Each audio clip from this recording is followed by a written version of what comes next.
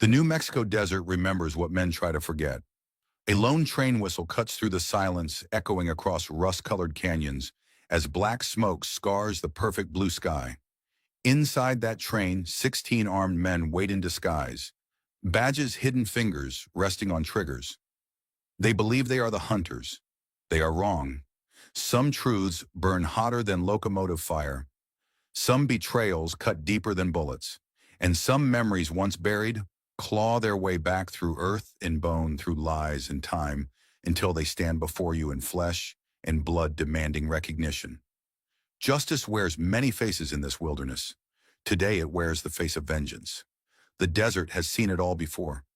Men of honor, corrupted good intentions, twisted into atrocity, fathers and sons torn apart by forces beyond their control. Blood spilled and dried on sun-baked rails. But the desert also knows that every scar tells a story. And this one begins with a trap that catches the wrong prey. This intro establishes the haunting Western atmosphere while introducing the train ambush scenario that opens the story.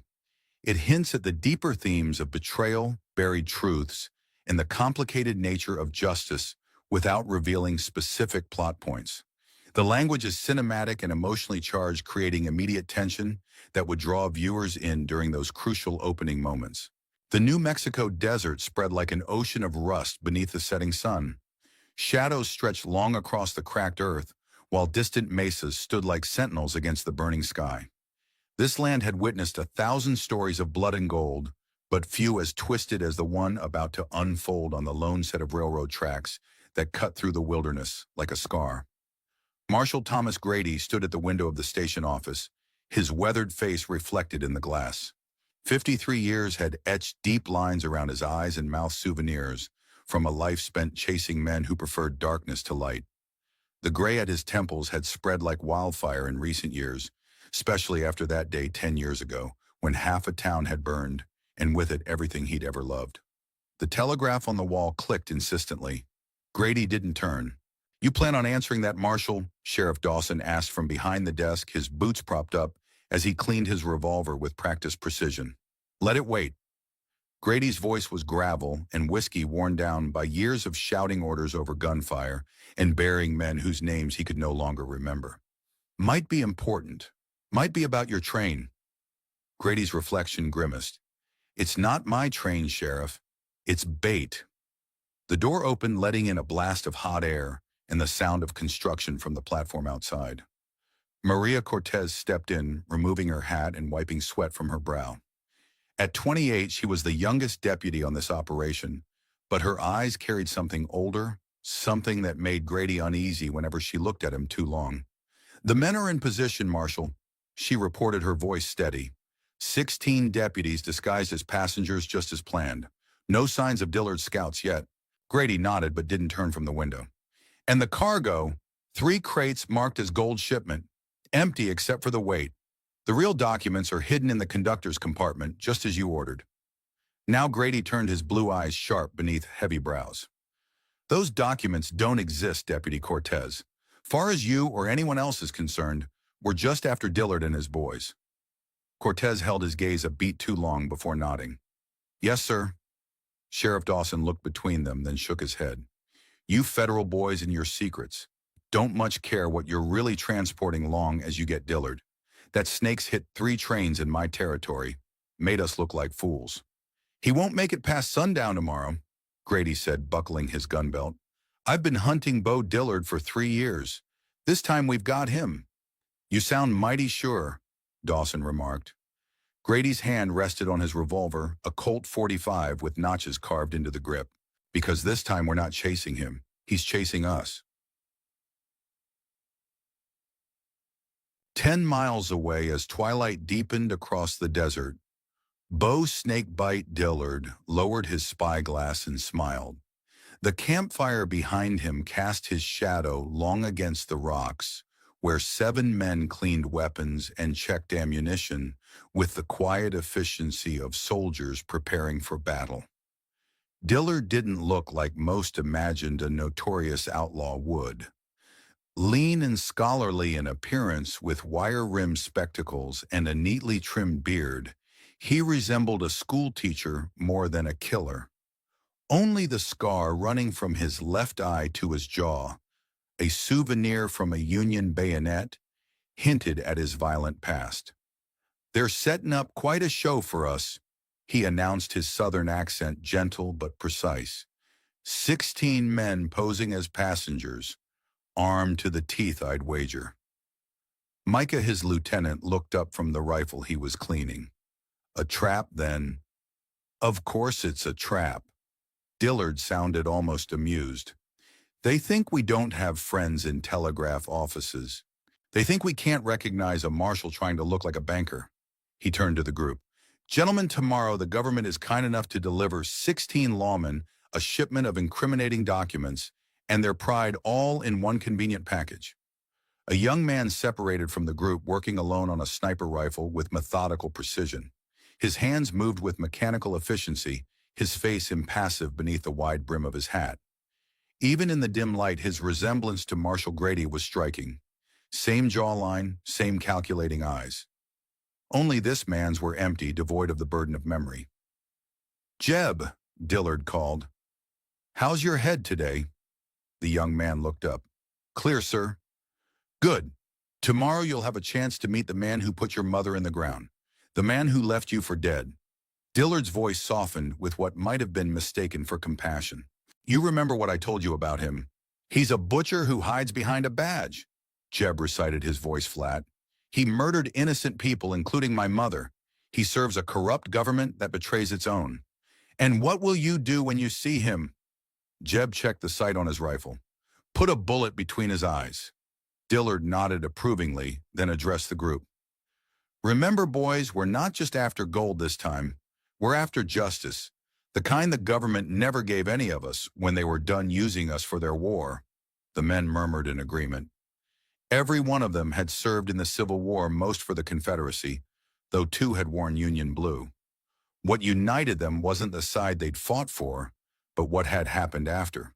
Promises, broken land, seized wounds left to fester without the pensions they'd been promised. "Get some sleep," Dillard ordered.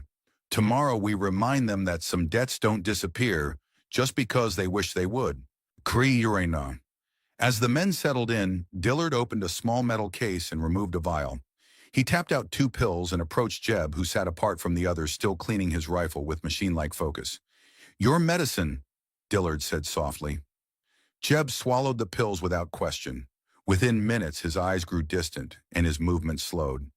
"Tell me about your mother," Dillard prompted, his voice hypnotic. "She had yellow hair," Jeb said mechanically. "She smelled like wildflowers. She was shot by Marshal Grady during the Franklin Station massacre." "Good," Dillard said, patting Jeb's shoulder. "And your father?" "Dead to me," Jeb replied, his voice hollowing further. "A traitor who serves the men who killed her." Dillard nodded, satisfied. "Sleep now. Tomorrow you'll have your revenge." As Jeb lay down, Dillard returned to the edge of the camp and looked out across the darkening desert toward the railroad tracks gleaming silver in the moonlight. 10 years of planning, of building his reputation as just another train robber, while he hunted for the documents that would prove what had been done to him, to all of them, under the forget-me protocol. "You coming for me, Thomas?" he whispered to the night. "Good. This time I'm ready for you." Dawn broke over the New Mexico territory with the subtlety of a gunshot, harsh light spilling across the landscape. The train station at Silverbridge had transformed overnight from a sleepy outpost to a bustling center of activity, though keen eyes might notice how many of the passengers moved with too much purpose, how their coats hung too heavily on one side, concealing holstered weapons. Grady supervised from the platform, exchanging nods with deputies he recognized beneath their disguises. Bankers, farmers, a priest, a doctor, even a pair of newlyweds, who were actually crack shots from the Arizona territory. "Remember," he reminded a group as they prepared to board, "Dillard's men will likely board at Coyote Pass, where the train slows on the incline. Let them think they've surprised us. Let them get comfortable. Wait for my signal before making any moves." Deputy Harlan approached, dressed as a cattle buyer, in a fine suit that stretched uncomfortably across his broad shoulders. At 60, he was the oldest man on the operation beside Grady himself, and the only one Grady trusted completely. They'd fought together in the war, and Harlan had pulled Grady from a burning hospital when Confederate raiders had struck their camp. "Got a feeling about this one, Thomas," Harlan said quietly, using Grady's first name, as only he dared to do. "Something don't sit right." Grady checked his pocket watch. "Getting superstitious in your old age, Jack." "Not superstition, just, we've been chasing Dillard a long time. Man's slippery as an eel and twice as smart. That's why we're not chasing him this time." Grady surveyed the platform. "Where's Cortez?" "Checking the cargo car one last time. She's thorough, that one." Grady frowned. "Too thorough. Keeps asking questions about those documents." "You trust her?" "I don't trust anyone I didn't know before the war, Jack. You know that." Harlan sighed. "That's a mighty small circle of trust, considering how many of our boys never came home. It's kept me alive." Grady spotted Cortez emerging from the cargo car and narrowed his eyes. "Keep an eye on her during the trip. She's too interested in this operation." "You think she's working for Dillard?" "I think everyone's working for someone, and it's rarely who they claim." The conductor called for boarding, and passengers began filing onto the train. Grady and Harlan watched as their disguised deputies mingled with the handful of genuine travelers. A young mother with 2 children, an elderly couple, a traveling salesman, and 3 nuns who clutched rosaries with nervous fingers. "Civilians," Grady muttered, "shouldn't be on this train." "Can't turn them away without raising suspicion," Harlan reminded him. "Don't worry, we'll keep them safe." Grady didn't respond. The weight of responsibility settled on his shoulders like a familiar burden. He'd failed to protect innocence before, and the ghosts of that failure visited him every night when he closed his eyes. A burning train car, screams cut short by explosions, his wife's face disappearing into smoke, and his son's hand slipping from his grasp as the platform collapsed. The boarding call came again, breaking his reverie. With a nod to Harlan, Grady climbed aboard the train and made his way to the rear car, where he would wait hidden until Dillard made his move. As the train pulled away from the station, belching black smoke into the clear blue sky, Grady caught a glimpse of Cortez watching him from another car, her expression unreadable. For a moment, something about her reminded him of someone, a face from the past that he couldn't quite place. Then the train picked up speed, wheels clattering against rails, carrying them all toward a collision course with vengeance and truth. The train cut through the desert like a black serpent, its steam billowing white against the endless blue sky. Inside the passenger cars, the disguised deputies maintained their covers while keeping vigilant eyes on their surroundings. In the third car, Deputy Cortez sat beside the window, dressed as a young widow in a modest black dress, her eyes scanning the passing landscape for any sign of riders. Across from her sat Deputy Miller, a young agent playing the role of a banker. He leaned forward, speaking low enough that only she could hear. "Marshall seems extra tense about this one," he observed. Cortez didn't look away from the window. "Marshal Grady is always tense. More than usual. Something about this Dillard character really gets under his skin." Now she turned, fixing Miller with a calculated stare. "They have history. From the war." "What kind of history?" "The kind men don't talk about." She returned her gaze to the window. "The kind that ends with someone in the ground." Miller fidgeted with his sleeve where a derringer was concealed. "I heard Dillard was some kind of scout during the war. Confederate. He was Union, actually. A tracker and intelligence officer. One of the best." Her voice held something that might have been admiration. "After Gettysburg, he led a unit behind enemy lines, gathered intelligence that saved thousands of Union lives. Then why is he robbing trains now?" Cortez's mouth tightened. "Ask Grady." Before Miller could respond, the elderly man seated behind them, actually Deputy Harlan, cleared his throat softly. The conversation ended immediately. 7 cars back in a modified baggage compartment converted into a temporary command post. Marshal Grady studied a map of the route spread across a small table. Red marks indicated possible ambush points, with Coyote Pass circled heavily. A soft knock at the door prompted him to cover the map with a newspaper before calling enter. The conductor slipped in his uniform neat, but his expression worried. "Marshal, we're about 30 minutes from Coyote Pass." Grady nodded. "Any sign of trouble ahead?" "Nothing yet, but—" The conductor hesitated. "One of the real passengers is asking questions. The salesman. He's been walking between cars, seemed mighty interested in the cargo car. Could be nothing. Could be one of Dillard's advance men. Grady considered for a moment. Tell Deputy Townsend in the second car. Have him keep an eye on the salesman, but don't spook him. Yes, sir. The conductor turned to leave, then paused. Marshal, is it true what they say? That Dillard never kills unless he has to? Grady's expression darkened. Dillard kills when it suits his purpose. Don't mistake calculation for mercy. After the conductor left, Grady returned to the map, but his mind drifted to a memory: Virginia, 1863, a Union camp near the Rappahannock.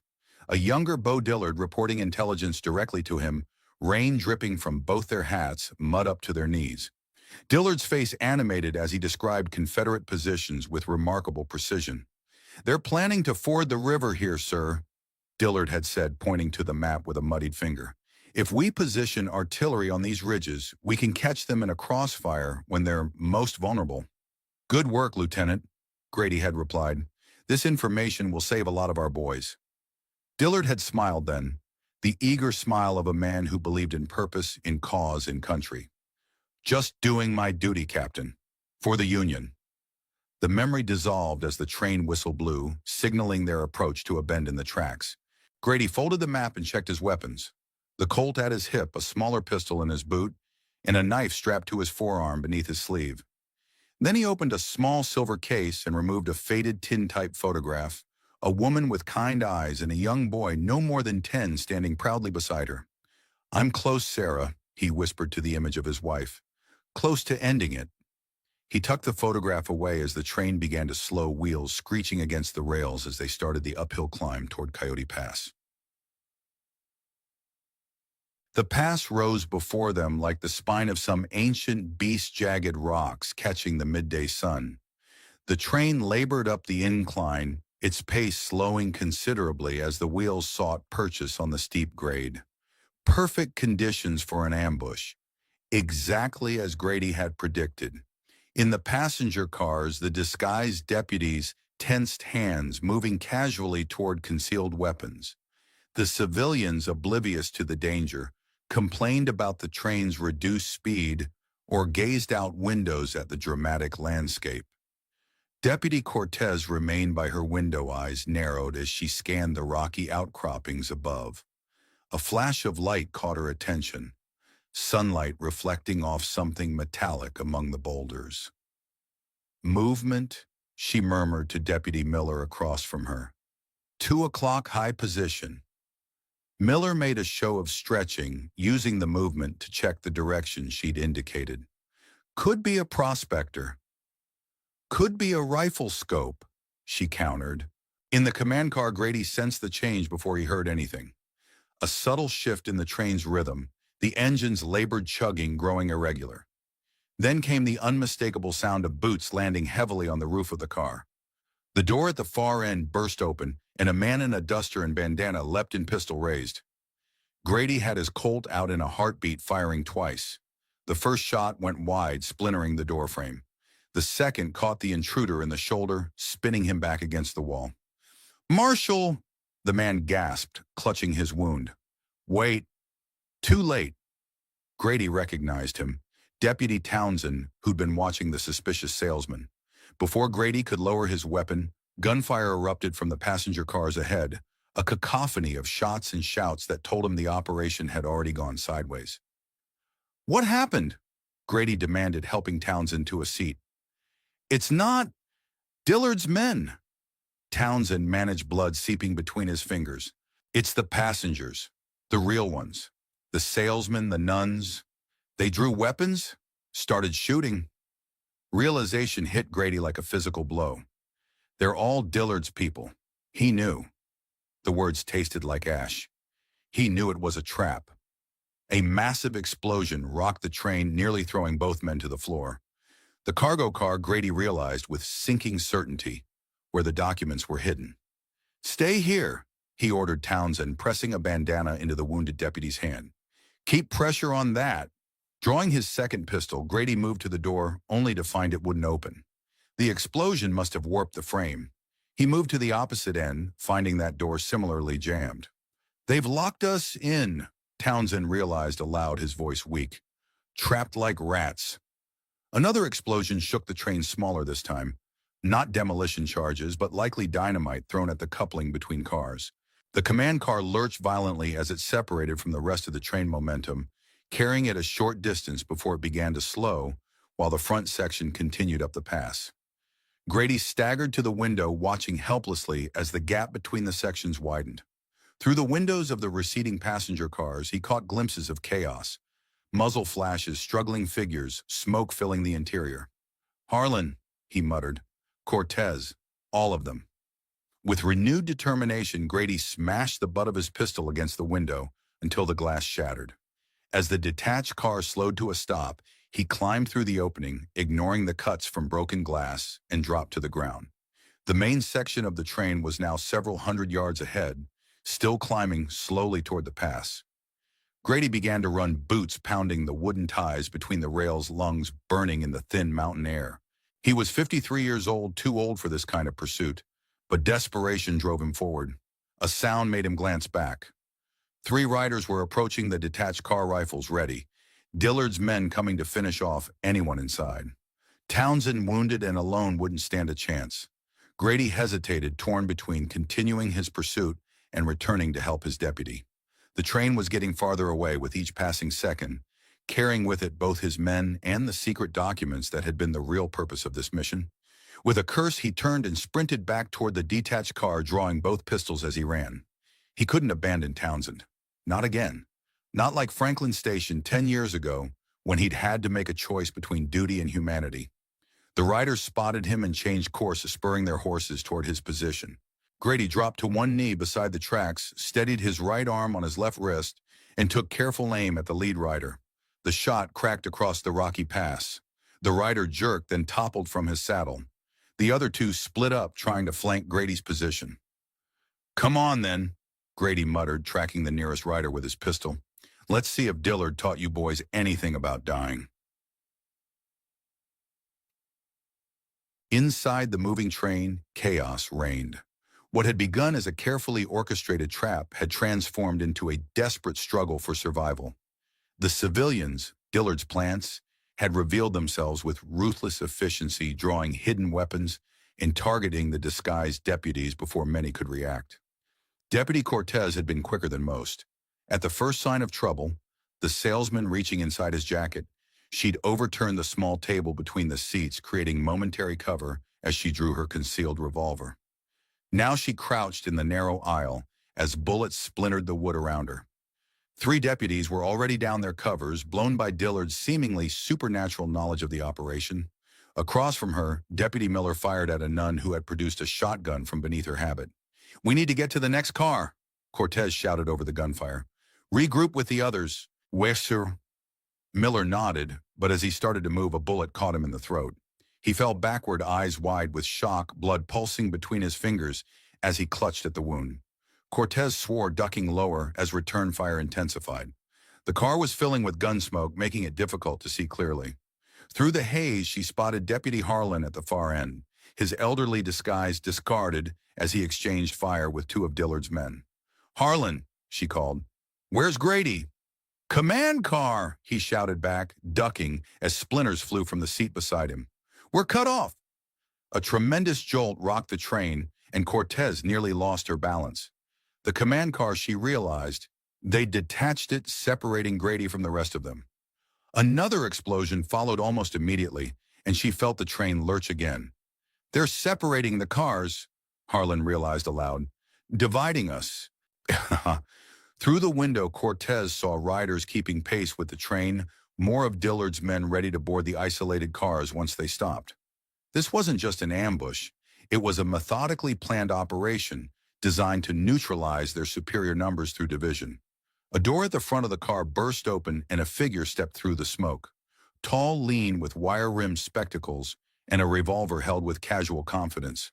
Bo Dillard himself, his eyes scanning the carnage with clinical detachment. "Mr. Harlan," he said, his voice carrying clearly despite the chaos. "It's been a long time. Virginia wasn't it. The hospital raid." Harlan stiffened, recognition dawning on his weathered face. "You were there, with the Confederate raiders. A necessary deception at the time. Dillard adjusted his spectacles with his free hand. I was gathering intelligence on both sides by then. The war had clarified certain truths for me. You're a traitor, Harlan spat. To a government that betrays its own people, I consider that a badge of honor. Dillard's gaze shifted to Cortez. And you must be Deputy Maria Cortez. Your reputation precedes you. Cortez kept her gun trained on him, eyes narrowed. Where are the civilians, the real passengers? Safe for now, unlike your fellow deputies. Dillard gestured toward the bodies sprawled across the car. I've no desire to harm innocents. That's Grady's specialty, not mine. What do you want? Harlan demanded. Justice, Mr. Harlan. The documents in the hidden compartment detail a government program called Forget Me Protocol. Test subjects, chemical compounds, manipulated memories. Dillard's voice remained steady, but his eyes burned with quiet fury. I was one of their first subjects. So were most of my men. Another explosion rocked the train, and Dillard glanced toward the window. That would be the cargo car. My men will have secured the documents by now. You won't get away with this, Harlan warned. Even if you kill us all, they'll hunt you to the ends of the earth. They've been trying that for years. Dillard smiled thinly. But I'm not going to kill you, Mr. Harlan. I need witnesses. People who will tell the truth about what happened here today. His gaze shifted to Cortez again, lingering strangely. Some of you at least deserve to know the truth. A whistle sounded from outside. 3 short blasts. Dillard nodded as if receiving confirmation of something. It seems Marshal Grady survived the detachment of his car. He's currently engaged with some of my men back down the track. He seemed almost pleased. Resilient, your Marshal. I've always admired that about him, even as I've planned his downfall. You've known Grady a long time, Cortez observed, her voice carefully neutral. Longer than he would care to admit. Dillard's smile turned sad. We served together, fought together, until Franklin Station. The name hung in the air like gunpowder smoke. Franklin Station, the site of the tragedy that had claimed Grady's family, along with dozens of other civilians. The event that had broken something fundamental in Thomas Grady, transforming him from a respected lawman into the haunted, driven man he'd become. What really happened at Franklin Station? Cortez asked, her gun still leveled at Dillard's chest. Before he could answer, gunfire erupted from the next car, followed by screams. Dillard frowned. That's not supposed to happen, he muttered, then louder. My men have explicit orders regarding the civilians. He moved toward the door, but Harlan seized the opportunity, lunging forward with surprising speed for a man his age. Dillard pivoted, bringing the butt of his revolver down on Harlan's temple. The older man crumpled to the floor, stunned but conscious. Stay down, Mr. Harlan, Dillard advised calmly. I'd hate to hurt a fellow veteran unnecessarily. Cortez kept her weapon trained on him. Let me check on the civilians. Dillard studied her for a moment, then nodded. Slowly, Deputy, and understand that my men have orders to shoot anyone who appears to be law enforcement. Why would you care about the civilians, she challenged. Because I'm not the monster Grady has painted me to be. Dillard's voice hardened. I target the government that experimented on its own soldiers, that sacrificed communities like Franklin Station for its secrets, that builds its power on broken promises and buried truths. He gestured toward the door with his gun. See for yourself, then decide which side of history you wish to stand on. Cortez hesitated, then moved cautiously toward the door, keeping her weapon ready and her eyes on Dillard. As she reached the threshold, a young man appeared at the other end of the car, tall with a rifle in his hands and eyes that seemed oddly vacant. Despite this emptiness, his features struck her with immediate recognition. Jeb, she whispered too softly for anyone to hear. The young man, a ghost from the past, a face that shouldn't exist anymore, looked through her as if she weren't there, focusing instead on Dillard. The documents are secured, he reported mechanically. Fire has spread to the forward cars. Micah says we need to move. What about the civilians? Dillard asked sharply. 3 dead. Not our doing. One of the marshals panicked, started shooting when we breached their car. Dillard's expression darkened. Which car? Second from the engine. We've moved the survivors to the dining car. Secure them there. Ensure they have water and any medical attention needed. Dillard turned back to Cortez and Harlan. It seems some of your colleagues are less discriminating with their targets than I am. Harlan had managed to pull himself to a sitting position, blood trickling from his temple. Those are good men. They wouldn't what, Mr. Harlan, sacrifice innocent lives for the greater good? Dillard's voice dripped with sarcasm. Like at Franklin Station, like the experiments detailed in those documents. Cortez still stared at the young man Jeb, who showed no sign of recognizing her or anyone else. His resemblance to Grady was unmistakable. The same jawline, the same set of the shoulders. But his eyes were wrong, empty in a way that sent chills down her spine. What did you do to him? She asked quietly. Dillard followed her gaze. I didn't do anything, Deputy Cortez. Ask your marshal what happened to his son. Ask him about the experiments conducted on survivors of Franklin Station. Ask him why he never looked for the boy after the explosion.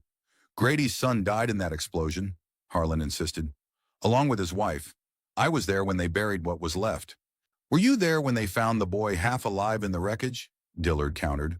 Were you there when government doctors decided he would make an excellent test subject for their memory manipulation protocols? Were you there when they erased Thomas Grady from his mind and replaced him with the image of a murderer who needed to be eliminated? Smoke was beginning to seep into their car now, acrid and thick. The train had come to a complete stop, the engineer likely fled or captured. We're out of time, Dillard announced. Jeb, escort these two to the dining car with the other survivors. Ensure they're not harmed.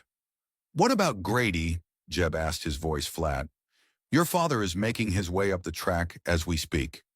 Dillard replied, watching Cortez's face carefully as he spoke. He'll be here soon enough, and then you'll have your chance to complete your mission. Jeb nodded mechanically and moved toward Harlan and Cortez, his rifle trained on them with the unwavering precision of someone who had been programmed rather than trained. Move, he ordered, gesturing toward the door with his weapon.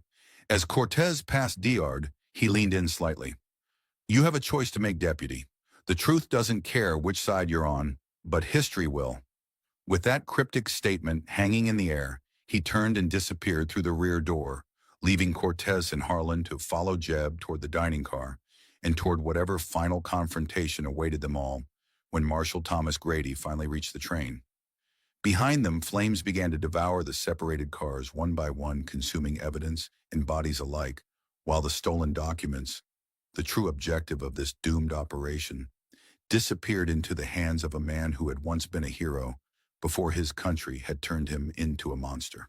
And somewhere down the tracks, Thomas Grady ran toward what remained of his past, unaware that the greatest shock of this day still awaited him, in the form of a son he had believed dead, and a truth he had spent 10 years trying to bury. I've completed part 1, approximately 6,000 words of your story, Blood on Rails, following your outline precisely.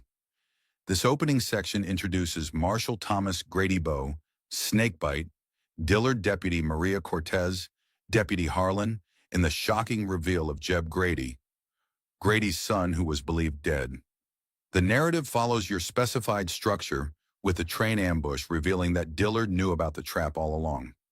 I've maintained the cinematic style with atmospheric descriptions of the New Mexico desert, intense action sequences, and emotionally charged dialogue.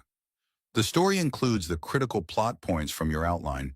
The sun hung mercilessly in the New Mexico sky as Marshal Thomas Grady climbed the steep grade toward the stranded train.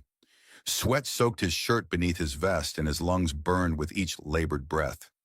3 bodies lay in his wake, Dillard's men who had underestimated the determination of a man with nothing left to lose. Blood seeped from a graze on his left arm where a bullet had come too close, but Grady barely noticed the pain.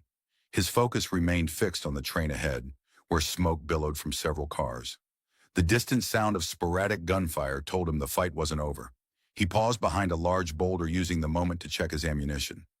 6 shots left in the Colt 4 in his backup pistol. Not enough if Dillard had his usual complement of men. He'd need to be smarter than that. Movement caught his eye, a lone figure making its way down the track toward him. Through the heat haze, Grady recognized Deputy Townsend, wounded, but alive, clutching his bleeding shoulder as he staggered forward. Marshal? Townsend gasped as he reached Grady's position. They think I'm dead. Left me. In the detached car. How many? Grady asked, helping the deputy into the shade of the boulder. At least 12, maybe more. Townsend winced as he settled against the rock. Dillard's up there. Saw him myself. And the documents. They've got them. Grady's jaw tightened.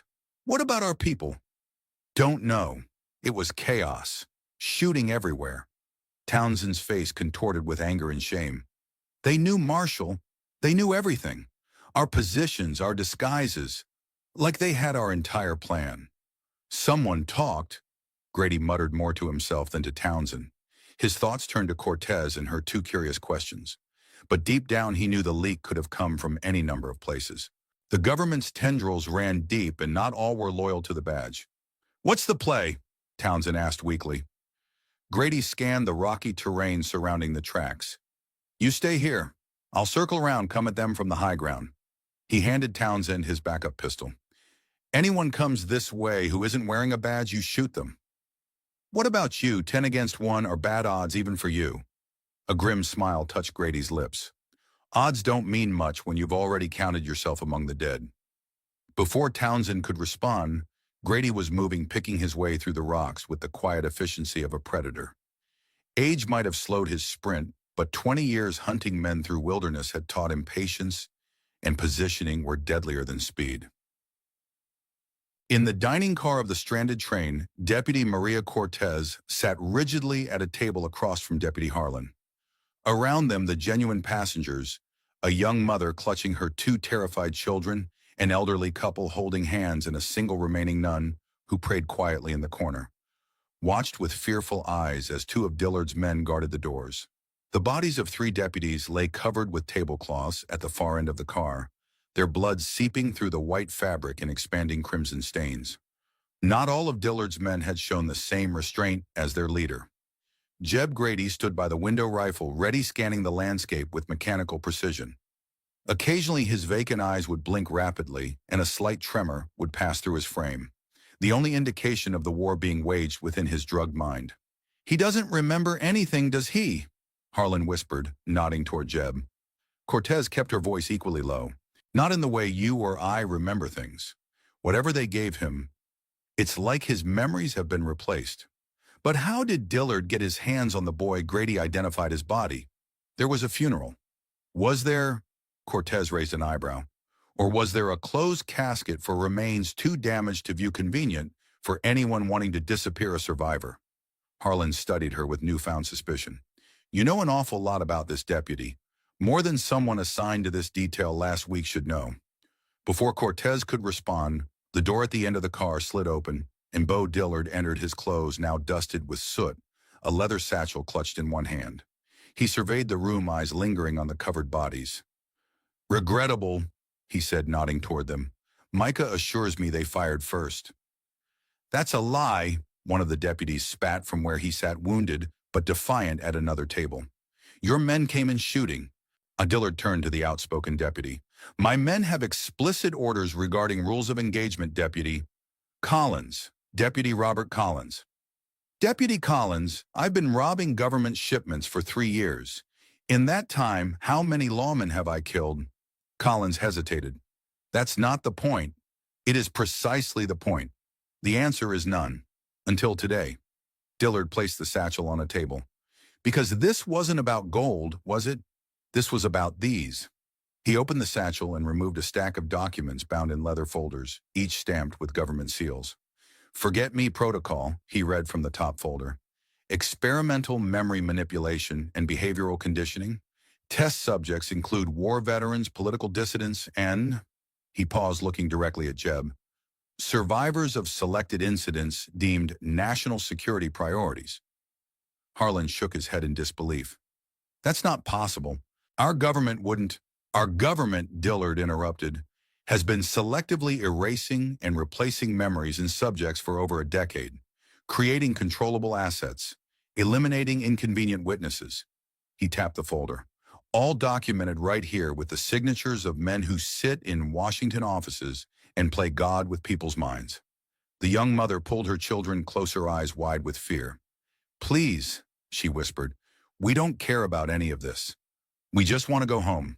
Dillard's expression softened as he turned to her. You will, madam, as soon as this is finished. You have my word.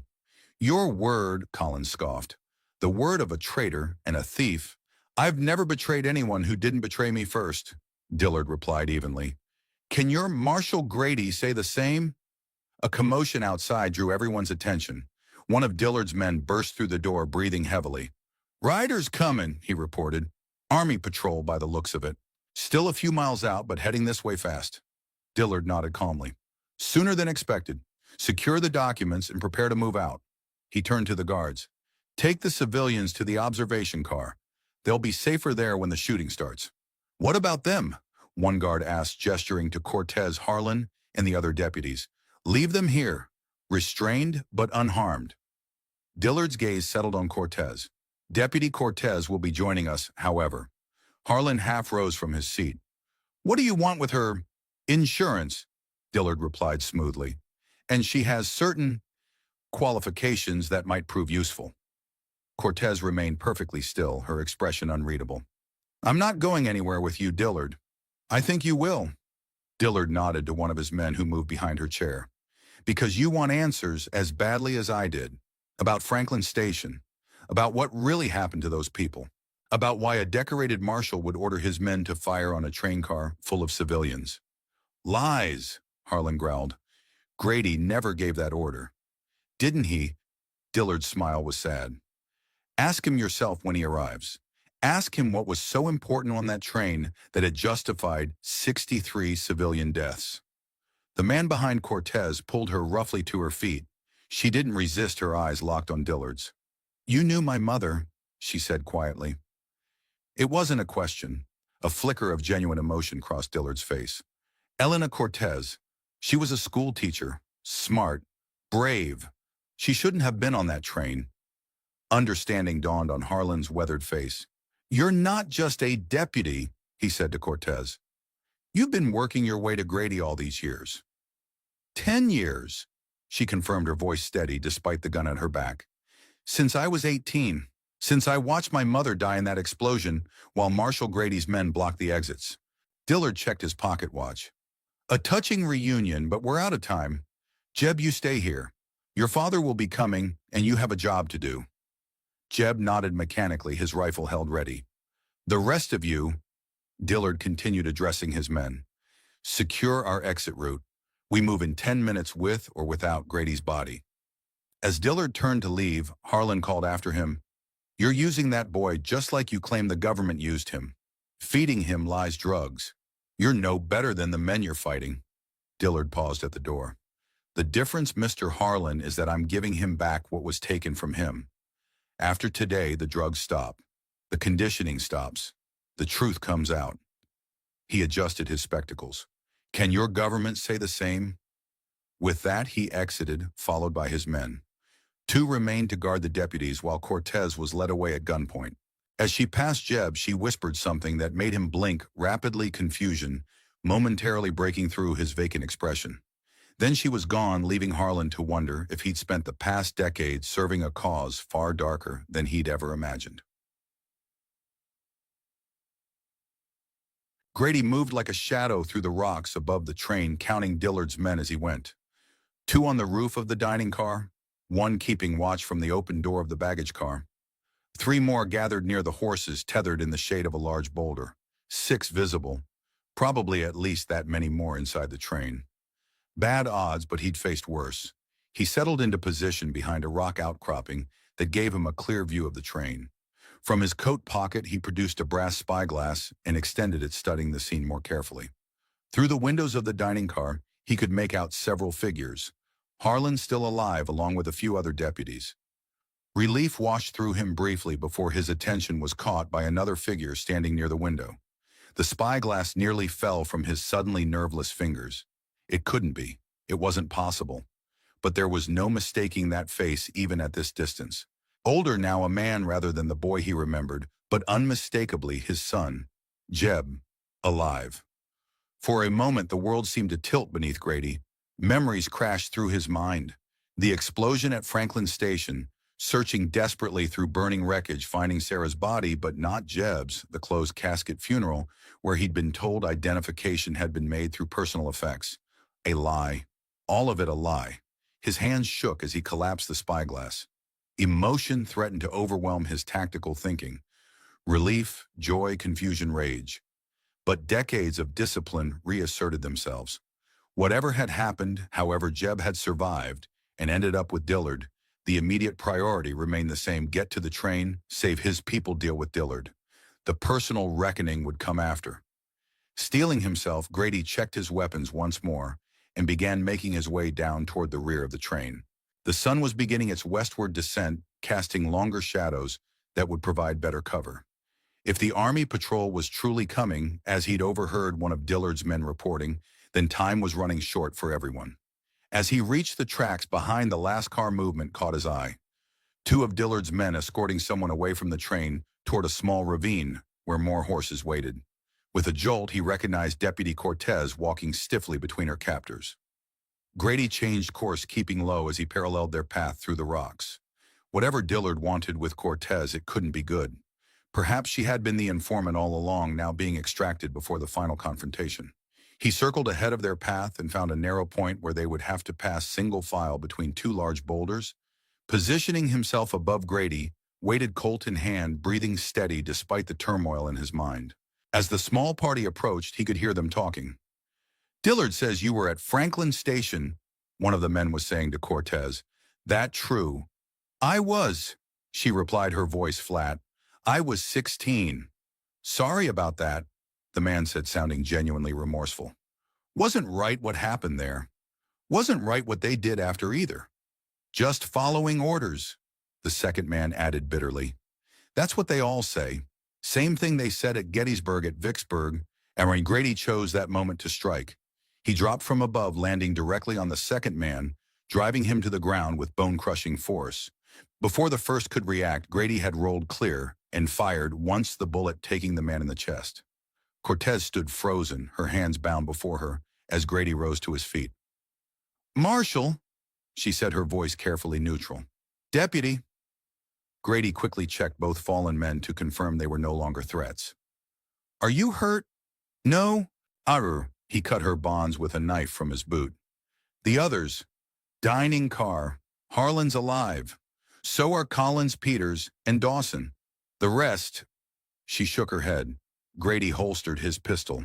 "And Dillard?" "Planning to leave before the Army patrol arrives. He has the documents." She rubbed her wrists where the ropes had chafed. "Marshal, there's something you need to know." "I saw him," Grady interrupted, his voice rough. "Jeb, my son." Cortez's expression revealed nothing. "He doesn't remember you. Dillard's been giving him some kind of drug. Part of this forget-me protocol they mentioned in the documents." "What documents?" "Government files. Experiments on veterans, on civilians. Memory manipulation." She met his gaze directly. "Including survivors of Franklin Station." Grady's expression hardened. "More of Dillard's lies. There were no survivors at Franklin Station, except me," Cortez finished for him. "And your son, apparently." A tense silence fell between them. In the distance, the faint sound of hoofbeats suggested the Army patrol was drawing closer. "We need to move," Grady said finally. "Get back to the train, free the others." "And Jeb?" Cortez asked. "What about him?" Something dangerous flashed in Grady's eyes. "That's between me and Dillard." As they made their way back toward the train, keeping to cover, Cortez spoke again. "Marshal, I need to know. What really happened at Franklin Station? Why did your men block the exits when the fire started?" Grady's pace didn't slow. "You were there. You saw what happened." "I saw men in uniform preventing people from leaving a burning train car. I saw my mother die because of it." Her voice remained steady despite the emotion behind her words. "What I don't know is why. It wasn't supposed to happen that way." Grady's voice was so low she barely caught the words. "The operation was to capture a Confederate operative smuggling stolen Union artillery plans. Clean, quick, minimal risk to civilians." "What went wrong?" Grady stopped abruptly, turning to face her. "Everything. Someone tipped off the operative. He had backup waiting. When we moved in, they started shooting, hit a lamp. The fire spread faster than anyone could have predicted. His eyes looked past her, seeing that day again. I gave the order to evacuate civilians first, but someone countermanded it. By the time I realized what was happening, the car was engulfed. Who countermanded your order? I never found out. Whoever it was covered their tracks well. The official report blamed a railway employee who conveniently died in the fire. Grady's jaw tightened. I've spent 10 years trying to piece it together. Dillard knows something. Something in those documents he stole. And if what he knows proves the government was responsible, that they experimented on survivors on your son. Grady's hand moved unconsciously to his badge. Then God help them all. They reached the edge of the tracks near the rear of the train. The sun had dipped lower, casting the eastern side of the pass in shadow. From their position, they could see Dillard's men preparing to depart, loading saddlebags, checking weapons. 4 on this side, Grady murmured, plus however many are still on the train. We need a distraction. Cortez nodded toward the detached car far down the tracks. That car was carrying blasting supplies for the mining operation at Silver Creek. Dynamite detonators. A grim smile touched Grady's lips. How convenient. Inside the dining car, Deputy Harlan strained against the ropes binding his wrist to the chair. Across from him, Deputies Collins and Peters had given up their struggles, conserving energy for whatever came next. The guard by the door looked bored, occasionally glancing out the window toward the sound of the approaching patrol. Jeb Grady remained at his post by the opposite window rifle, ready eyes scanning the rocky terrain. Every few minutes, a tremor would pass through him, and he would blink rapidly as if trying to clear his vision. Son, Harlan said quietly. Jeb. The young man didn't respond. Your father is alive. He's out there right now coming for you. Still nothing. Whatever Dillard told you about him, it's lies. Your father loves you. He mourned you, nearly destroyed himself after he thought he lost you. Jeb's head turned slightly, though his eyes remained fixed on the landscape outside. You remember, don't you? Harlan pressed. Something inside you remembers him, remembers your mother. Shut up, old man, the guard warned, unless you want a bullet. Harlan ignored him, focusing on Jeb. Your mother had yellow hair. You said that yourself. But you know what else? She had a laugh that could light up a room. She used to sing you to sleep at night. Old folk songs her grandmother taught her. And your father, he taught you to fish. Took you camping under the stars. Told you stories about brave lawmen bringing justice to the frontier. Jeb blinked rapidly, his rifle lowering slightly. I said, shut up. The guard stepped forward, raising his pistol. A tremendous explosion rocked the train, throwing everyone off balance. The guard staggered, clutching the back of a seat for support. Outside, shouts of alarm rose from Dillard's men as smoke billowed from the direction of the detached car far down the tracks. In that moment of confusion, Jeb moved with startling speed. He swung his rifle, catching the guard in the temple with the stock. The man crumpled to the floor, unconscious or worse. Jeb stood frozen, staring at what he'd done, the conflict evident on his face. Cut us loose, son, Harlan urged gently. Help us end this the right way. Jeb looked at him, truly looked at him, perhaps for the first time. Recognition flickered in his eyes. Uncle Jack, he whispered, using the name he'd called Harlan as a child. Harlan's weathered face broke into a smile. That's right, boy, Uncle Jack. You remember. Jeb pressed a hand to his temple, wincing. It's all mixed up. In my head, things that can't both be true. The drugs are wearing off, Harlan realized aloud. Dillard's been controlling you with them. Cut us loose, and we'll help you sort out what's real. Jeb hesitated, then moved forward, drawing a knife from his belt. As he began cutting Harlan's bonds, gunfire erupted outside. A firefight had broken out near the horses. That'll be your father, Harlan said as his hands came free. Come on, we need to help him. The explosion had worked better than Grady had hoped. Half of Dillard's men had rushed toward the burning detached car, leaving their positions vulnerable. Grady and Cortez had used the distraction to approach from different directions, Cortez heading for the dining car to free the deputies, while Grady made for the baggage car, where he'd spotted Dillard entering moments before. 2 of Dillard's men had spotted him, however, and opened fire. Grady took cover behind a water barrel, returning fire, sparingly conscious of his dwindling ammunition. One bullet found its mark, sending a gunman tumbling from the roof of the train. The other kept Grady pinned down with steady fire. From the corner of his eye, Grady saw movement at the dining car door. Deputies emerging, led by Harlan, and with them a tall young man carrying a rifle. Jeb. For a heartbeat, Grady forgot about the gunfight, forgot about Dillard and the documents and everything else. All he saw was his son alive, moving with purpose toward the baggage car. The moment cost him. A bullet splintered the barrel beside him, sending sharp fragments into his cheek. Grady ducked lower, cursing his lapse. Emotion was a luxury he couldn't afford, not until this was finished. Harlan had organized the deputies into a firing line, providing covering fire that forced the remaining gunmen to retreat.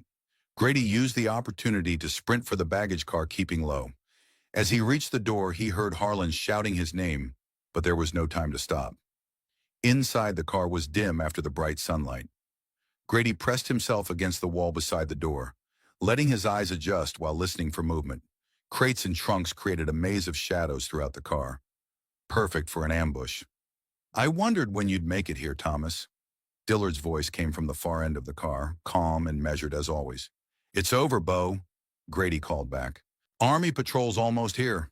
Your men are either dead or scattered. It was always going to end this way." There was a rustling sound, papers being gathered. "Just the two of us finishing what started at Franklin Station." Grady moved cautiously between the crates, keeping his pistol ready. "You've fed my son lies, drugged him, turned him against me. I showed him the truth you've been hiding from everyone, including yourself." Dillard's voice shifted position slightly.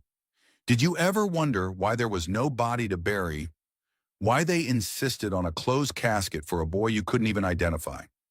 Stop talking and show yourself." "They took him, Thomas, right from the wreckage. A perfect subject for their experiments. Young, traumatized, malleable. They erased you from his mind and replaced you with a monster."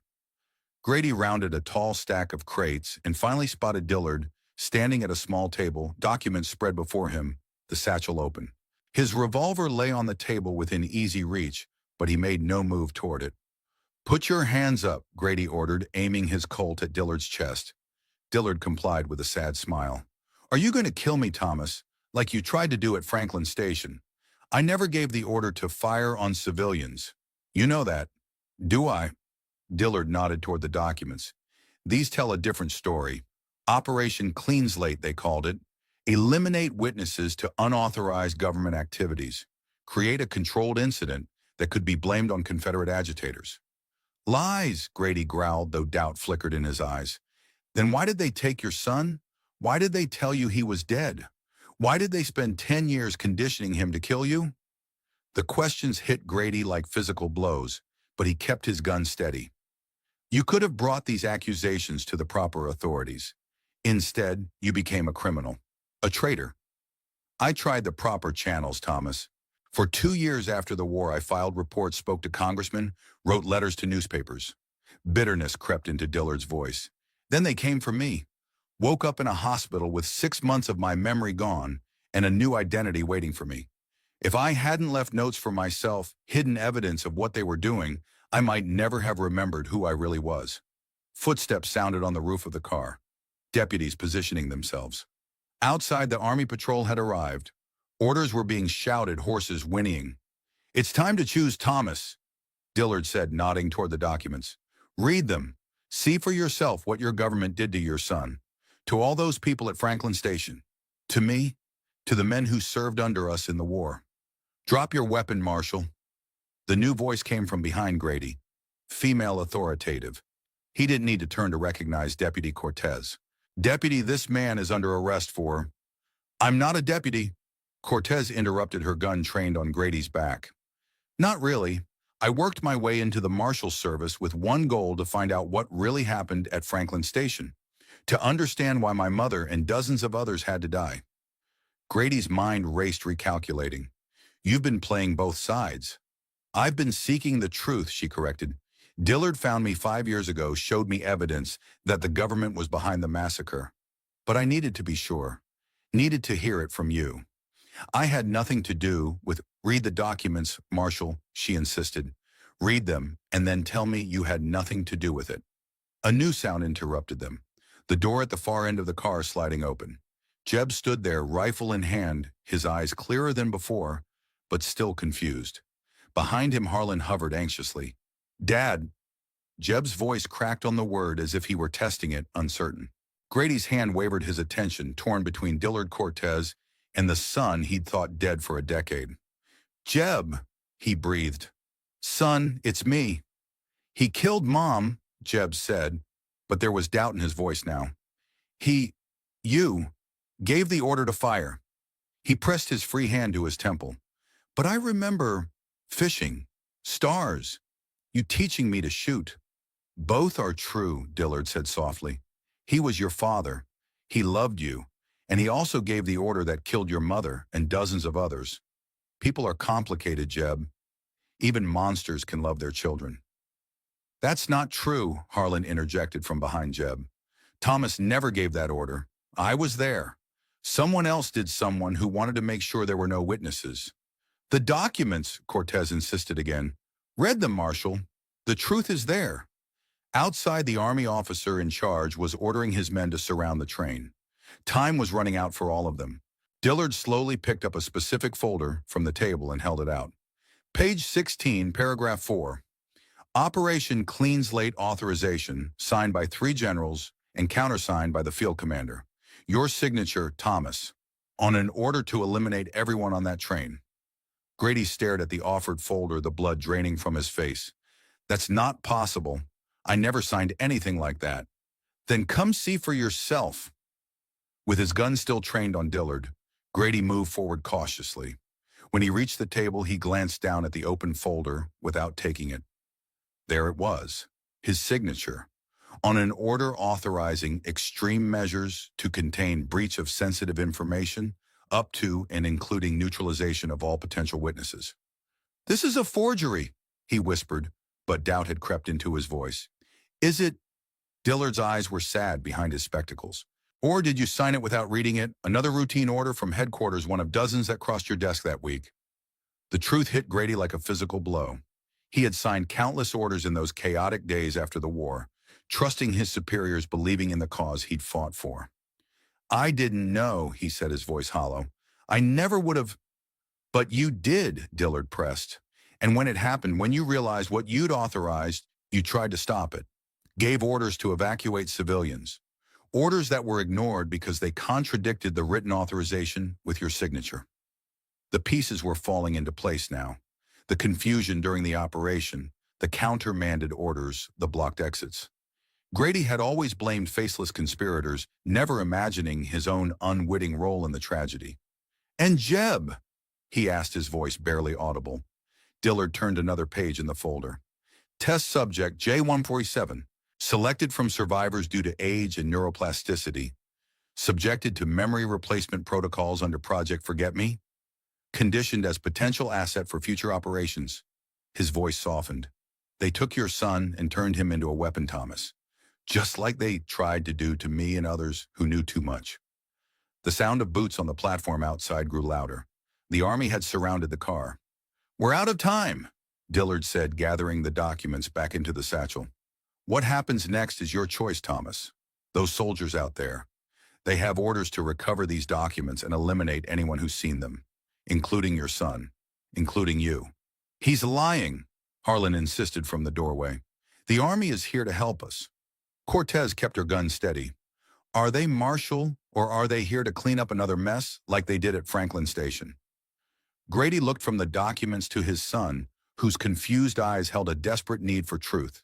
In that moment, the weight of his badge seemed suddenly unbearable. "What do you want, Bo?" he asked quietly. "The same thing I've always wanted. Justice." Dillard nodded toward a side door. "There's a ravine east of here. Horses waiting. We take these documents to a judge I trust in Denver. Make them public. Make sure everyone knows what happened at Franklin Station and other places like it. And Jeb comes with us. The drugs will clear his system in a few days. He'll remember everything good and bad." Dillard's gaze was steady. "He deserves the truth, Thomas. Everyone does." Outside, the Army officer was calling for everyone to exit the train with their hands up. The moment of decision had arrived. Grady looked at his son, at Cortez with her unwavering gun, at Harlan's concerned face. and finally at Dillard.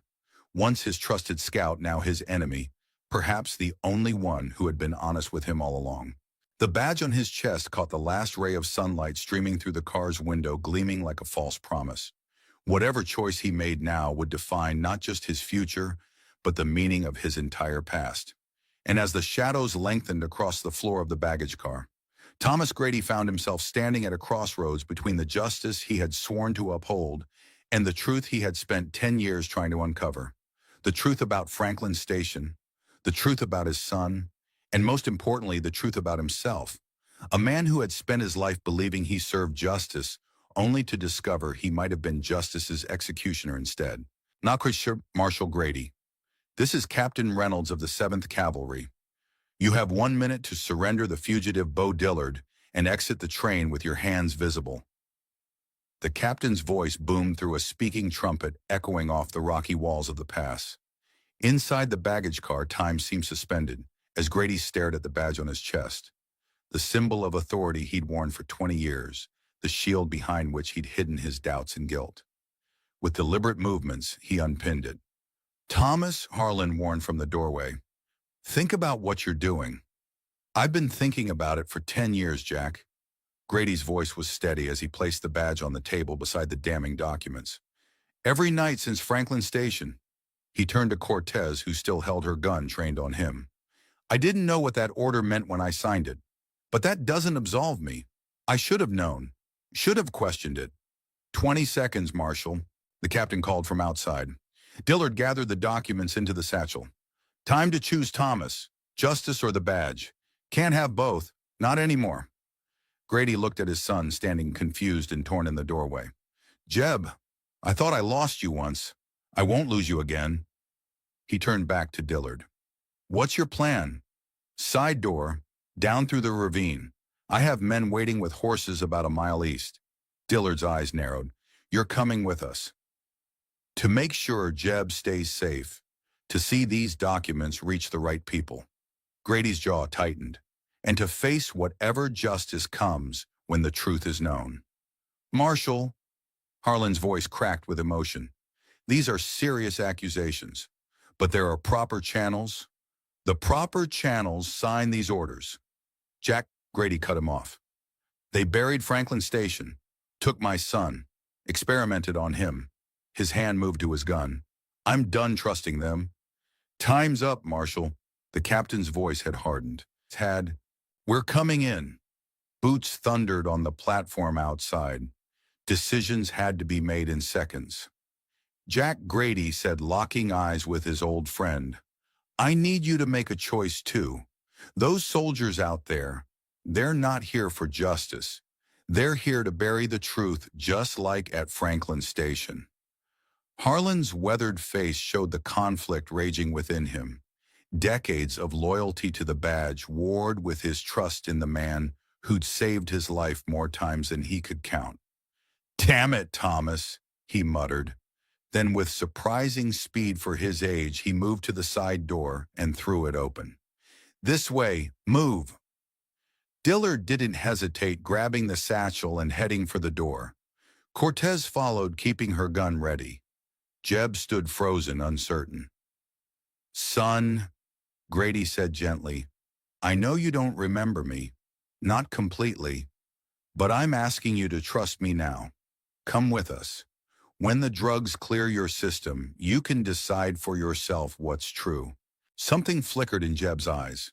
Recognition, perhaps, or simply the desperate need to believe. He nodded once and moved toward the door. The main door of the baggage car burst open. 2 soldiers rushed in, rifles ready. Stop by order of... Harlan fired twice from his position by the side door. Both soldiers dropped. Go, he shouted. I'll hold them off. Grady grabbed his son's arm, pulling him toward the exit. Jack, I'm right behind you, Harlan assured him, though something in his eyes suggested otherwise. Now move. Grady hesitated only a moment before following Dillard and Cortez through the side door. As Jeb scrambled after them, more soldiers appeared at the main entrance. Harlan fired again, forcing them back. Traitors, one of the soldiers shouted. Captain, they're escaping out the east side. Outside, Grady, Dillard, Cortez and Jeb dropped from the train onto the rocky ground below. The ravine Dillard had mentioned lay about 50 yards ahead, a deep, jagged cut in the earth that would provide cover from the soldiers above. "Move for the ravine," Dillard ordered, clutching the satchel of documents tightly. "Stay low." They sprinted across the open ground as shouts erupted behind them. A shot rang out, then another. Bullets kicked up dust at their heels. Grady glanced back in time to see Harlan emerge from the side door, firing repeatedly to provide covering fire. As the old deputy turned to follow them, a volley of shots from the train caught him square in the chest. He staggered, fired once more, then crumpled to the ground. "Jack!" Grady stopped, instinctively moving to go back. Dillard grabbed his arm. "He's gone, Thomas. Don't waste his sacrifice." Another bullet whizzed past Grady's ear. With a final agonized look at his fallen friend, he turned and ran for the ravine. They reached the edge and half slid, half fell down the steep slope into the relative safety of the shadows below. Above them, soldiers lined the edge of the train platform, firing down into the ravine, but unable to get a clear shot as the fugitives pressed themselves against the rocky wall. "This way," Dillard directed, leading them along the bottom of the ravine away from the train. "Stay close to the wall. There's a wider exit about a quarter-mile ahead." Grady kept pace beside his son, studying Jeb's face for any sign of recognition. The young man moved with a strange combination of military precision and confused hesitation, occasionally pressing his hand to his temple as if fighting a headache. "The drugs are wearing off," Cortez observed, noticing the gesture. "His real memories are fighting through." "How long until he remembers everything?" Grady asked. "Days, maybe weeks." She kept her voice neutral. "Depends how long they've been conditioning him." 10 years, Dillard called back over his shoulder. "Once a month injections and programming sessions.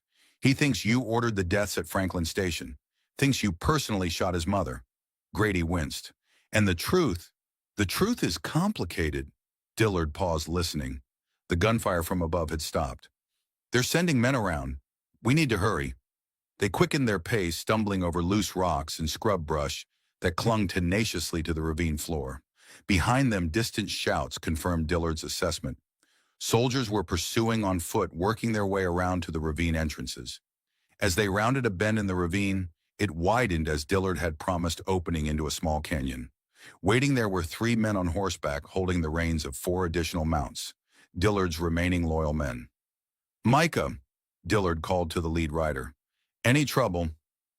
"Army patrols to the north," the man reported. "Road to Silver Creek is blocked. We'll need to take the high pass through Apache territory." "Dangerous," Dillard mused. "But they won't expect it." He turned to the others. "Mount up. We've got a long ride ahead."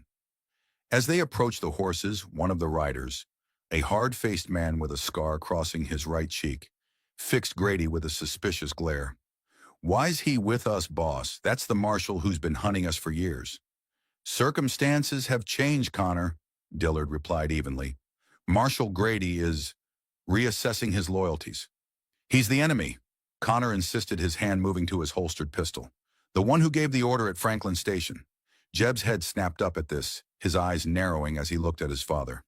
"That's a discussion for another time," Dillard said firmly. "Right now, we need to move. The army will be here any minute." Connor clearly wasn't satisfied, but he removed his hand from his weapon. "Whatever you say, boss." They mounted quickly, Grady helping his son into the saddle of one of the spare horses. Jeb accepted the assistance with wary confusion, his conditioning warring with instinctive trust. "Stay close to me," Grady told him quietly. "Whatever happens." Dillard led them out of the canyon and up a steep trail that wound into the foothills east of the railroad. As they climbed higher, they could see the train below, soldiers swarming around it, others mounting up to begin pursuit. In the fading light of late afternoon, the smoking ruins of several train cars were clearly visible, testament to the day's violence.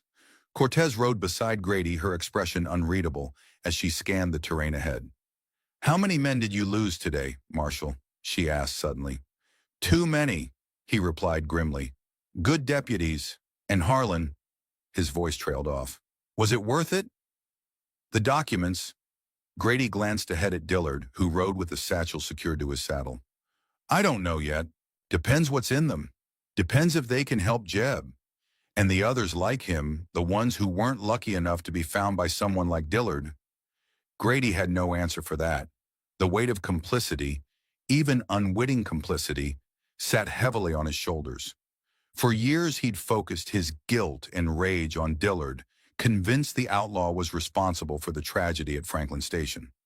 Now that certainty had crumbled, leaving him adrift in a sea of doubt and betrayal. The trail narrowed as they climbed higher, forcing them to ride single file. Dillard led, followed by Micah and Connor, then Cortez, Jeb, Grady, and the third rider bringing up the rear. The sun was sinking toward the western horizon, casting long shadows across the rugged landscape. "Where exactly are we headed?" Grady called forward to Dillard. "Judge William Hartley in Denver." Dillard replied without turning. "Former Union officer, lost a leg at Antietam, incorruptible and unafraid of powerful enemies." "That's nearly 200 miles, Grady observed. "Army patrols will have every road watched. Hence the Apache Pass." Dillard glanced back, now a grim smile on his face. Sometimes the most dangerous route is the safest. As they reached the top of the ridge, they paused to rest the horses and survey their back trail. Far below, a line of dust marked the Army patrol, following their general direction, but still searching for their exact path. Dillard dismounted and approached Grady, who was helping Jeb drink from a canteen. The young man's hands shook slightly and sweat beaded on his forehead, despite the cooling evening air. "Withdrawal symptoms," Dillard explained quietly. "It'll get worse before it gets better. The chemicals they used, they bind to the brain in ways normal drugs don't." "You seem to know a lot about it." Grady observed, his tone neutral, but his eyes accusatory. "I should. They used them on me for 6 months." Dillard removed his spectacles, revealing a faint web of scars around his left eye that Grady had never noticed before. "Experimental treatments at a government facility near Richmond. When I started to remember who I was, I escaped. Found notes I'd hidden from myself before they took me. Spent 3 years piecing together what they'd done to me. To others. And you found Jeb, how?" "Pure chance. One of my men recognized him in a military training facility. They were prepping him for his first mission." Dillard's voice lowered further. "A mission to kill you, Thomas. The final test of his conditioning." Grady's hand instinctively moved to his son's shoulder. Jeb flinched slightly but didn't pull away. "Why take such an elaborate approach? Why not just have me shot?" "Because you weren't the only target. They needed to know the conditioning worked. Needed to prove they could make a son kill his own father without hesitation." Dillard's eyes were cold. Once they succeeded with Jeb, they would have expanded the program. Imagine it. Assassins with personal connections to their targets. Sons, daughters, spouses, all programmed to kill without question or remorse. The enormity of it washed over Grady like ice water. "These documents prove all this, and more." Dillard nodded toward the satchel. "Names, dates, facilities, test subjects. The entire operation, documented by men too arrogant to imagine their papers would ever see the light of day." From his horse, Connor watched this exchange with growing agitation. "Boss, we need to move. Daylight's wasting." Dillard nodded and returned to his mount. As the group prepared to continue, Jeb suddenly doubled over in his saddle, groaning. "Son!" Grady moved closer, concerned. "My head!" Jeb gasped. "It's like 2 different lives fighting." He looked up at Grady, his eyes clearing momentarily. "I remember fishing on the river behind our house. You taught me to cast a line." Hope surged in Grady's chest. "That's right. You were 10. Caught a trout bigger than your arm." "But I also remember—" Jeb winced, confusion clouding his features again. "You in uniform? Giving orders? Men blocking the doors while people screamed?" "That's not what happened," Grady insisted gently. "I tried to save them. Tried to save your mother." "Lies," Connor spat from his horse. "I was there too, boy. Saw it with my own eyes. Your father gave the order to lock those people in, to burn them alive." "Connor," Dillard snapped, "enough." But the damage was done. Jeb's face contorted with conflicting memories and emotions. He pulled away from Grady's touch, his hand moving unconsciously to the rifle in his saddle holster. "We need to keep moving." Cortez interjected, sensing the dangerous shift in mood. Those soldiers won't stop at nightfall. Why? Dillard nodded grimly and led them forward along the ridge, following a trail so faint it was barely visible in the fading light. The tension within the group was palpable now, trust as fragile as glass hanging over stone. As they rode, Grady eased his horse alongside Cortez's. "You were at Franklin Station," he said quietly. "You saw what happened. Tell Jeb the truth." Cortez kept her eyes on the trail ahead. "I was 16, Marshal, terrified. Smoke everywhere. All I know for certain is that men in uniform blocked the exits while people died. But you didn't see me give that order." "No," she admitted. "I didn't. Then why hunt me all these years?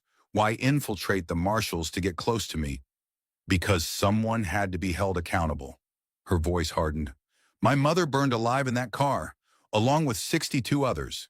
Their deaths were buried under lies and official reports. Someone had to answer for that. And now after what you've seen today, what you've heard," Cortez finally looked at him, her eyes reflecting the orange glow of the setting sun. "Now I think the truth is bigger than just you, Marshal. More dangerous.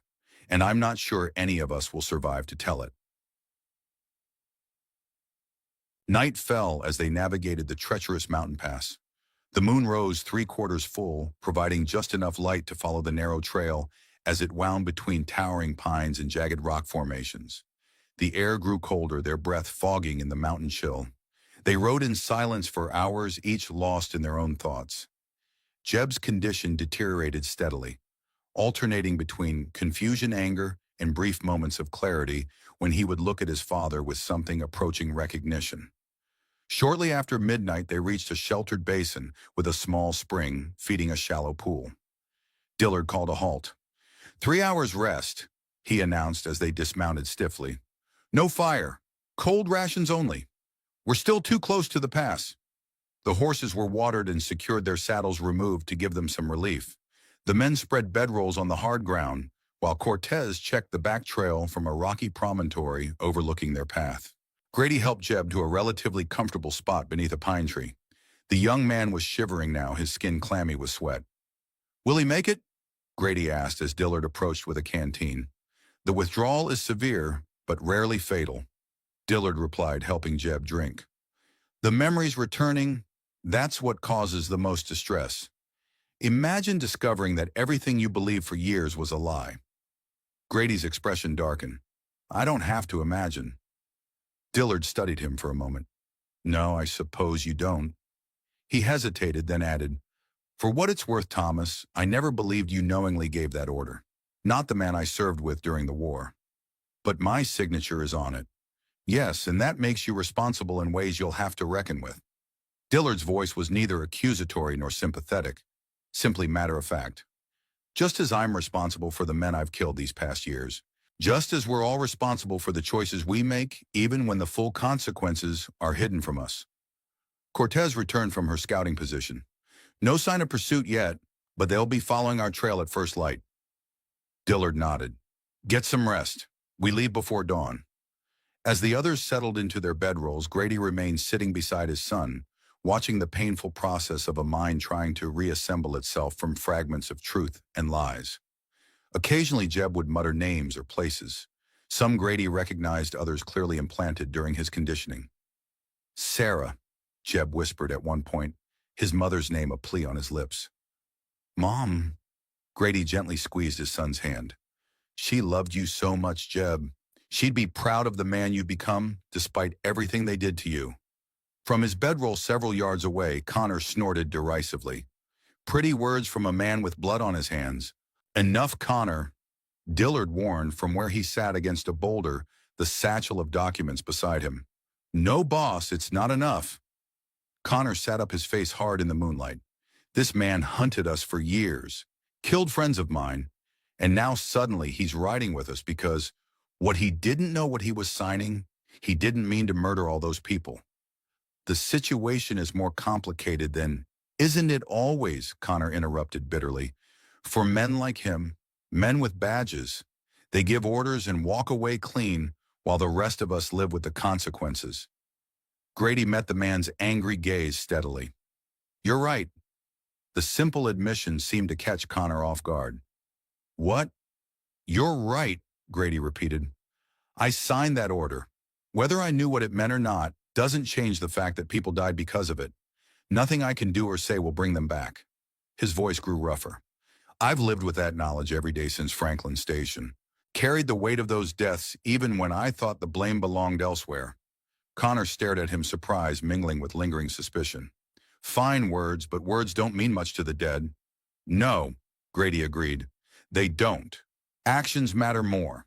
And right now, my action is to make sure these documents reach Judge Hartley. To make sure the truth comes out, whatever the cost to me personally. A tense silence followed, broken only by the soft sounds of the night. The gentle rustling of pine needles in the breeze, the occasional call of a night bird, the snorting of a horse as it shifted position. Finally, Connor lay back down, turning his back to Grady. The confrontation had ended, but the underlying tension remained. Dillard caught Grady's eye and gave a small nod of acknowledgement. Some understanding passed between them. Former comrades who had found themselves on opposite sides of a line, neither had fully chosen to cross. As the night deepened, exhaustion finally claimed Grady. He leaned back against the pine tree, one hand still resting protectively on his son's arm, and surrendered to a fitful sleep haunted by dreams of burning train cars and signatures on papers he couldn't read. Gershasoy. The eastern sky was just beginning to lighten when Jeb's screams tore through the pre-dawn stillness. Grady jolted awake to find his son thrashing on the ground, eyes wide but unseeing, caught in the grip of what appeared to be a seizure. Around them, the others were scrambling to their feet, hands instinctively moving to weapons. "Hold him down," Dillard ordered, rushing to Jeb's side. "Don't let him hurt himself." Grady pinned his son's shoulders while Cortez secured his legs. Jeb's body bucked against their restraint, his screams giving way to incoherent babbling. Fragments of memories, orders, names, all pouring out in a torrent of confusion. Franklin Station, Mother, target acquired, primary objective, forget me protocol, terminate, target. What's happening to him? Grady demanded, struggling to maintain his hold as Jeb's strength seemed to multiply in his delirium. Memory cascade, Dillard explained grimly. The conditioning is breaking down too quickly. His mind can't process the contradictory memories. Will it kill him? Not physically, but his mind? Dillard hesitated. I've seen it happen once before. Man was never the same afterward. Catatonic. Jeb suddenly went rigid, then just as suddenly relaxed, his eyes rolling back. For a horrifying moment, Grady thought his son had died in his arms. Then Jeb drew a shuddering breath and opened his eyes. Clear focus present in a way they hadn't been before. "Dad," he whispered, voice hoarse from screaming. "I'm here, son." Grady's voice broke on the words, emotion threatening to overwhelm him. "I'm right here." Jeb's face contorted with the effort of organizing his thoughts. "I remember everything. Both versions." His eyes filled with tears. "What's real? What actually happened?" Before Grady could answer, Connor's voice cut through the moment. "Riders coming fast." Everyone's attention snapped to where Connor stood on the promontory, pointing back along their trail. In the growing light, a cloud of dust was visible in the distance. At least a dozen riders approaching rapidly.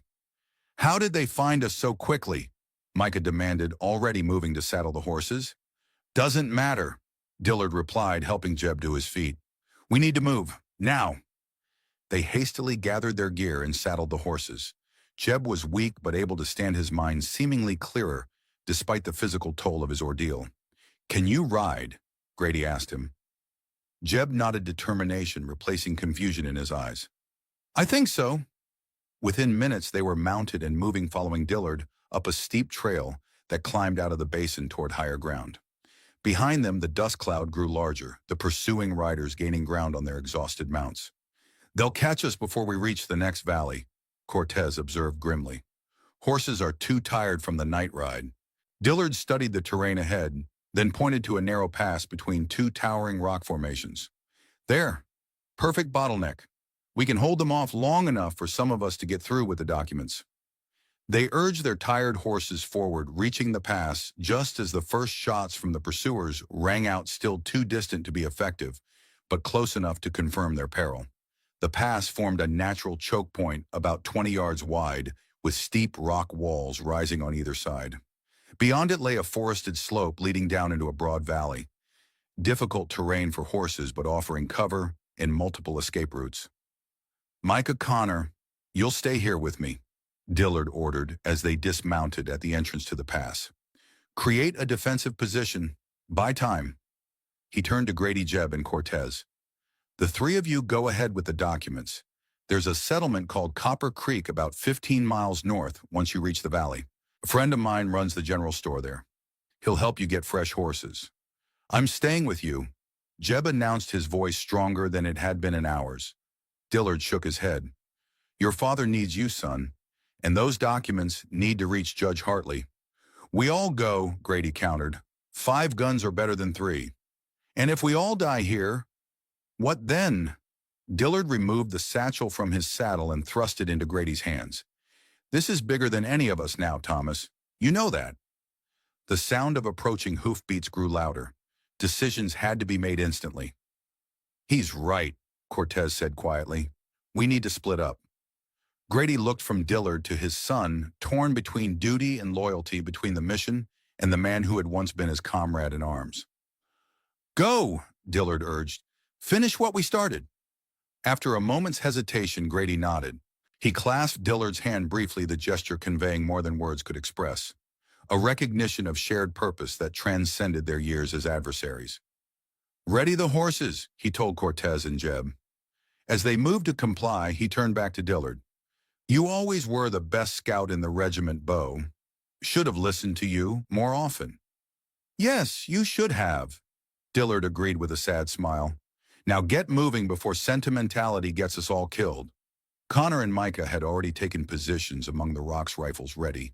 Grady mounted his horse, the satchel secured across his chest. Cortez and Jeb followed suit, their expressions grim with the knowledge of what they were leaving behind. "See you in Denver," Grady said, though all of them knew the words were more hope than expectation.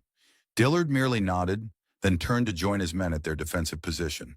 Grady led the way through the pass, not looking back as the first volley of gunfire erupted behind them. The sound echoed off the rock walls like thunder, followed by the answering fire of Dillard and his men. They emerged on the other side and spurred their tired horses down the forested slope, weaving between pines and overfallen logs. The gunfire continued behind them, the sharp cracks of rifle shots punctuated by the deeper boom of what must have been Dillard's Walker Colt. "They're buying us time," Cortez observed as they reached the bottom of the slope and entered the valley. "We need to make it count." Grady nodded grimly, one hand pressed to the satchel containing the documents that had cost so many lives.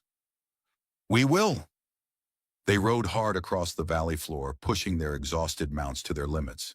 Behind them, the gunfire gradually diminished, then stopped altogether. The sudden silence was more ominous than the shooting had been. As they reached the far side of the valley and began climbing toward the ridge beyond, Jeb pulled his horse alongside his father's. "I remember now," he said, his voice steady despite his physical weakness. "What really happened at Franklin Station?" Grady glanced at him, hope and dread mingling in his expression.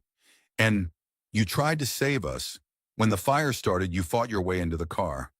Found Mom first. She was already gone." Jeb's voice caught. "Then you found me, tried to carry me out.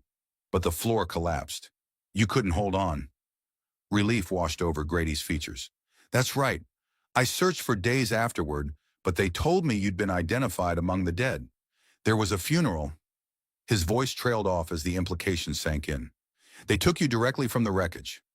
To a facility in Virginia first, then others." Jeb's eyes darkened with the memories. "They showed me newspaper clippings about the funeral. Told me it was proof you'd abandoned me, that you knew I was alive but chose your career instead. I would never.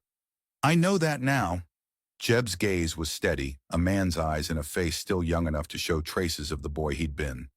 But they were very convincing, very thorough. They rode in silence for a time, the weight of a decade's separation and manipulation hanging between them. So much loss, so much to rebuild. But at least now there was a chance, a foundation of truth on which to build something new. As they crested the ridge, they paused to rest the horses and check their back trail. In the distance, they could see riders emerging from the pass, fewer than had entered it, but still at least 8 or 9 in pursuit. Dillard and his men bought us maybe 30 minutes, Cortez estimated. Not enough to reach Copper Creek before they catch up. Grady studied the terrain ahead. Rolling hills leading toward more forested mountains to the north. Good country for hiding, bad country for making speed. We need to split up, he decided. Draw them off. No, Jeb said immediately. We stay together. Son, those documents are what matter now. They need to reach Judge Hartley. Grady's voice was gentle but firm. Cortez can take them north to Copper Creek while we head east. Make a lot of noise, leave an obvious trail. Then I'm going with her, Jeb insisted. You're the better shot, the better tracker. You'll have a better chance of losing them and doubling back. Grady wanted to argue to keep his newly recovered son by his side, but the logic was sound, and something in Jeb's determined expression told him this was important. A choice his son needed to make for himself, free from conditioning or coercion. All right, he agreed finally, but you stay hidden in Copper Creek. No risks. If I don't make it there within 3 days, you leave without me. Get those documents to Denver. Jeb nodded, a soldier accepting orders, but also a son acknowledging his father's wisdom. Cortez, who had been scanning the horizon with a small brass telescope, rejoined them. They've split up, she reported. 3 riders continuing on our trail, the rest heading back the way they came. Probably to report to whoever's commanding this operation, Grady surmised. 3 we can handle if we need to. Or avoid altogether. Cortez pointed northeast. There's a river about 5 miles that way. We could use it to mask our trail, make it look like we all went east while actually heading north. Good thinking. Grady removed the satchel and handed it to her. Take Jeb. Head for the river, then north to Copper Creek. I'll leave a clear trail east to draw them off. Cortez accepted the satchel, securing it to her saddle. And if you don't make it to Copper Creek, then get those documents to Judge Hartley. Grady's expression hardened. Make sure everyone knows what happened at Franklin Station, what they did to Jeb and others like him. I will, she promised. Then, surprising both men, she extended her hand to Grady. For what it's worth, Marshal, I believe you didn't know what that order meant when you signed it. Grady shook her hand, a silent understanding passing between them. Doesn't absolve me, but thank you. He turned to his son, emotion threatening to overwhelm him. After 10 years believing Jeb dead after the miracle of finding him alive, only to nearly lose him again to conditioning and drugs, this parting, necessary though it was, felt like tearing open a wound that had barely begun to heal. I just found you, he said hoarsely, and now I'm sending you away. You're not sending me away, Jeb corrected him. You're trusting me with something important. There's a difference. A ghost of a smile touched his lips. Besides, I remember enough now to know you always come back. You promised Mom that every time you left for a mission during the war? Grady's throat tightened at the memory. And I always did. So I'll see you in Copper Creek. Jeb said it as a statement of fact, not a question or a hope. Yes, Grady agreed, embracing his son briefly but fiercely. 3 days, no more. They parted then, Cortez and Jeb heading northeast toward the river, while Grady rode east, making no attempt to hide his trail. As he rode, he fired his pistol twice into the air, a clear signal to the pursuers of his direction. Behind him, his son and Cortez disappeared into a stand of pines, carrying with them the documents that might finally bring justice for Franklin Station and all the other buried truths that had cost so many lives. And ahead of him lay an uncertain future. No longer a marshal, no longer simply a hunter of outlaws, but something new. A man seeking redemption, not through a badge, but through truth. A father trying to rebuild what had been stolen from him. Whatever waited beyond the next ridge, army patrols, government agents, or just the vast wilderness of a country still coming to terms with its own darkest secrets, Thomas Grady rode toward it with clear purpose, and for the first time in 10 years, something approaching peace. The truth had cost him his badge, his certainties, and nearly his life, but it had given him back his son. And perhaps when the documents reached Denver and the full story of Franklin Station finally came to light, it would give meaning to all the sacrifices made along those blood-stained railroad tracks, where a father and son had found each other again, amidst the wreckage of lies. 3 months later, a small fire burned in the hearth of a remote cabin high in the Colorado mountains. Outside, snow fell softly, blanketing the wilderness in pristine white. Inside, three people sat in comfortable silence. Grady, his son Jeb, and Maria Cortez. On the rough-hewn table between them lay a newspaper, its headline bold and unmistakable. Government scandal exposed, judge releases documents revealing secret mind control program. Smaller headlines detailed the arrests of three generals, the resignation of a cabinet secretary, and congressional hearings scheduled to investigate the full extent of the Forget Me protocol and its victims. He did it, Jeb said quietly. Dillard got what he wanted. The truth came out. At a high cost. Grady added his thoughts, turning to Harlan, to the deputies who had died on the train, and to Dillard himself, confirmed dead in the pass where he'd made his last stand. Was it worth it? Cortez asked the question that had haunted all of them since that day in the New Mexico desert. Grady looked at his son, healthier now, free of the drugs and conditioning memories restored, though still occasionally confused by the decade of manipulation. Then he looked at Cortez, no longer driven by vengeance, but by a more complicated need for justice that included mercy and understanding. Ask me in another 10 years, he said finally, when we see what kind of country emerges from these revelations, when we know if we've actually learned anything. Jeb reached across the table and picked up the newspaper, studying the list of names of known victims of the program. Many were still missing, their fates unknown. There's more work to be done, he observed. Yes, Grady agreed, but not tonight. Tonight was for quiet reflection, for gratitude for what had been recovered, and for honoring what had been lost. Tomorrow would bring new challenges, helping other victims, testifying at hearings, continuing to push for accountability at the highest levels. But for now, as snow fell outside and fire crackled within, Thomas Grady allowed himself to believe that truth, however painful, however costly, had been the right path, that the blood spilled on those railroad tracks had not been in vain, that justice, real justice, might yet be possible in a country still struggling to live up to its own ideals. He looked at his son, at the young man who had endured so much and emerged still capable of hope, and felt something he had thought forever lost at Franklin Station 10 years ago. Faith. Not in badges or governments or even laws. The mountains stand silent witness as snow blankets the blood spilled on distant tracks. A father and son once separated by more than just miles, now sit before a fire that cannot quite burn away the shadows of the past. The documents that cost so many lives have done their work. Names in headlines, powerful men in chains, secrets dragged into daylight. But justice is rarely clean in a world built on convenient lies. For every truth revealed, another scar forms. For every reunion, there's an empty chair where the fallen once sat. Deputy Harlan's sacrifice, Dillard's last stand, the nameless victims of Franklin Station who will never see vindication. Some debts can never be paid in full, yet something remains that no government program could erase. The recognition in a son's eyes when he finally remembers his father's face. The quiet strength of those who choose truth over comfort, even when that truth indicts them. The stubborn hope that tomorrow might be better than yesterday if only we have the courage to remember honestly. As the fire burns low and snow continues to fall, one question lingers in the silence between heartbeats. What price are we willing to pay for the truth? And more importantly, what price do we pay for its absence? Some questions have no simple answers, only stories that need telling.